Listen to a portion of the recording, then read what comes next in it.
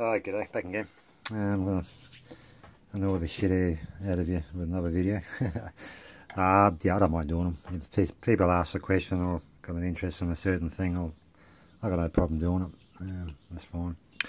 This one's probably for Rune, actually. Rune International.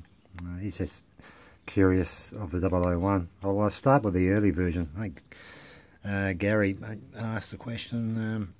As far as I know, there's only, well, two variants of the 001. This is the earlier version, version 1. Version 2 was, I haven't got one handy with me, but I'll get one, find one somewhere when I do another video on the version 2. Yeah, the version 2 was exactly the same as the version 3, but version 3 had the window for the safety lockout indicator. So as far as I'm aware, there's probably just two types, but the third one was a sort of updated version of number 2. So anyway, we'll concentrate on number 1. So yeah, this is 001. I'll break it down right to its components shortly and what's involved. That's the actual backing plate that goes onto the door. So it's a great lock. It's so many securing points, which is great. This will get this out of the way because nothing's ever changed in Australia. The old C4 broach rim cylinder, whether it be a 100 rim or a 201 rim, hasn't changed. To today, we're still using the rim, but the latest Lockwood alloy, they all come with the fin-lipped spools, which are a great deterrent. They're pickable. It's like anything's pickable, but they're a bloody nuisance, especially on a door. When you're cramped in a door, in the corner of the door, where the main door's hinged left and the screen door hinged right, and it's right up against the wall. And you've got to get against the wall. You can't get into it face on. It's yeah. See, it's nice doing it in the comfort of a vice at home, but yeah, it's a different beast out there. Yeah, but anyway, so we'll get this out of the way. That's irrelevant now. Probably there's 1,000 videos on rim cylinders, so not much difference really. Yeah, this is the strike box for it. Obviously not the right one, but it's the same variant design, it's just a different colour. It goes in the door. This is not a great lock, by the way, hence it being in the ship box, in the scrap bin. But what happened is the optimum distance is 4mm between the face of that and the strike. What happens when you close that door, that little deadlock plunger hits above the cavity. What happens when that does that, it flicks out the latch. This one's not doing it because it's, like I said, it's crap. Yeah, it flicks it out into that deadlock position, so you can't manipulate it by any means. No, you can't use a credit card or like they do in MacGyver, that bullshit. That doesn't work, doesn't fly, ain't gonna work. So that stops any bypass. Yeah, that flicks into there. And what's behind there is a door strengthener. Another component, another point of attachment. So that goes in behind there. So it's hidden inside this strike box, which is secured 3 points onto the frame, and that's secured on the frame and the face in that sort of orientation. But those two screws are 2.5 inches long, and they're bloody chunky too. They're not thin ones, and they go into the door. So you've got 2 points, anchor points there, and the 3 there on the striker line. Anyway, that's pretty much it. That backing plate, which is attached to the door, I'll show you when I get to it. There's a little tab at the back with a thread which takes the case screws. There's 2 of those which go in there and are secured. These are not much really security rate or insurance rated now, because they haven't got that luxury of the safety release. If you're inside this house with the old version 001 and you deadlock the hub where it's permanently locked, you can come in from outside, not a problem. You can get in, turn the key and walk in, but it hasn't got that safety release, so that hub's always permanently deadlocked until that such time you physically unlock it. So it's potentially a fire hazard. So do a lot of retrofits for these too, with the new 001 for insurance work, and yeah, for safety. Anyway, get that backing plate out.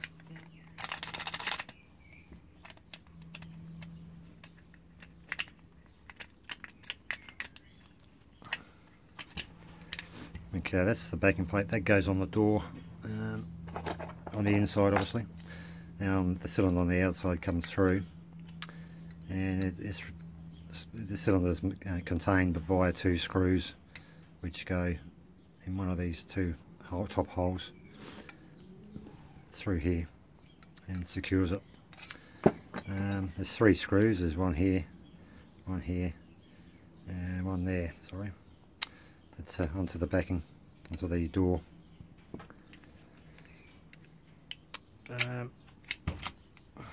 It's got a little feature too. It's called it's just a hold back feature really. If you push the tongue in, it stays in. So if that's on the door, you're not going to lock yourself out. But to release that, there's a little plunger there, little raised plastic like plunger. So when you push that, it activates the door again, so you can use it. Yeah, it's just a hold back feature. Yeah, get it out.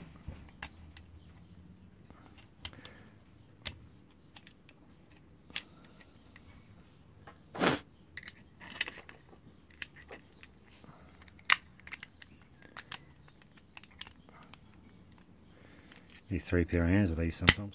Sometimes you get lucky. There we go. That's the fuel housing and the part where the cylinder is, which is actually a 4-pin. It's a 5-pin plug, but it hasn't got that 5th hole. I'll show you in a minute. Yeah, that's the actual mechanism itself. The latch just shows you when you close that in the hold back feature. When you push the like I said before, it sort of releases it back out, and again when you close the door, that flicks out into the past that point. See that little lever? That's what holds that latch from coming back, is that arm. So, and once you've sort of pushed it past that point, it'll stay there and you can use the door. But that's the mechanism. Shit, look at that. Okay, shit everywhere. Yeah, so a little trick with not so much these, but I'll show you something. Or if you have one of these on your door, if you ever take it off, just a bit of friendly advice. Don't nip these cylinder retainer screws up too tight. Just nip them up. Just nip them up and just give it a tad more to the cylinder secure. If you go like bloody Neanderthal man on it, what you'll do, you'll flex and bend that plate, and what happens when it comes time to put the body back on, you're throwing everything out of line. And when you put the case screws in, they're not lining up. But when they do bite, you're going to retain the housing on an angle, and that won't work. That'll get caught bound up in the body. That'll be frozen. Yeah, just be aware. Seen many of those sort of bent. They've got to be dead flat. Anyway, oh, bloody hell, 10 minutes. And we'll give that a part. It's just pretty base metric. In there is a little clip a clip, so just sort of spread it out. You need a second screwdriver actually, which I haven't got on me. Typical. Need something. Oh well, let's use that for now. Yeah, just spring it out, get something behind it. Usually probably better off with a little screwdriver or something. Get behind it and just clip it off. And see that little, and just work it off with your screwdriver. Okay. Like so. Yeah, once that's out, just pull that lug assembly off. Okay. And there's a return spring, which is the hub return spring. Don't need to touch that. Just pull the body away from it and get to the actual hub. There's two components here too, which are important. We've got to go back in there, otherwise you won't get your locking feature. You won't be able to lock the hub. So there you go. So basically that's just a little kick in there now. Just put it out. And what you have is a kick. Pretty rudimentary, very, very basic. Yeah, just keep that orientated. The way it come out, just remove those screws. And if you've got the key, just turn the key, put a plug thrower through, rekey it. These are very short Bibles, so balance take them every time. Don't take it in chances, otherwise you're going to be in abstract misery. You don't know what's in there and what's someone's put in there before. You could be putting longer pins with long drivers and you're going to crush springs, and they're a small spring too. They're not a spring you can find willy-nilly. They're probably a 530 type spring, short stubby one. Yeah, so when you do rekey it, make sure you balance stake it. And don't balance stake it too high too. Balance stake it, I don't know, it's because it's a short Bible, probably, I don't know, 1/8 above the shear, and that'll be ample. That'll give you nice smooth insertion and extraction. So yeah, when you rekey it, put it back in and reverse the procedure. Put that back on, put that back in there, put that back in, put your lugs, I don't know, called barrel lugs, I don't know, that's my terminology. I made that shit up just then, so yeah, put that back on. It's got a little leg on there, that's got to go. It's got to go behind the spring there, okay, remember that. So make sure that fits behind, otherwise you won't get it on squarely. So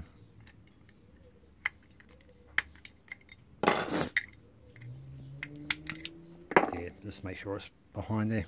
You can see. You can see it. Yeah. It's not down properly, yeah. That's got to go behind that spring, so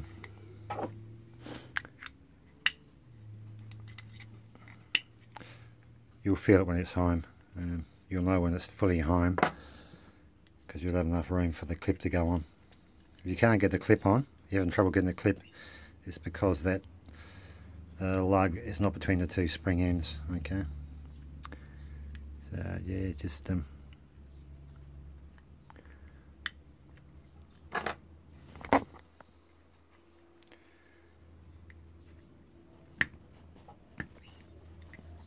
place the spring back on.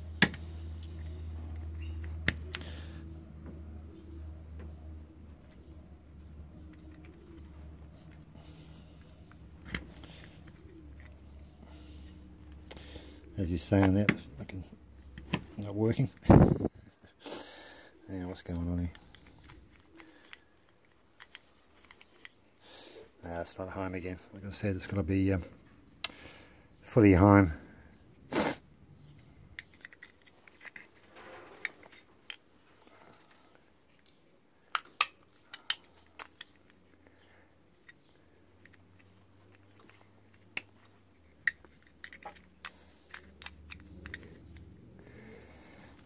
Typical when you're doing a bloody instructional video. Shit goes to... shit happens. Yeah, something wrong here now. Gee, what am I doing?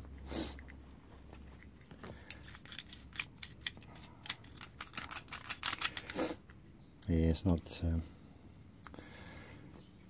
fully home. That's the problem. Yeah, it's got to be fully home.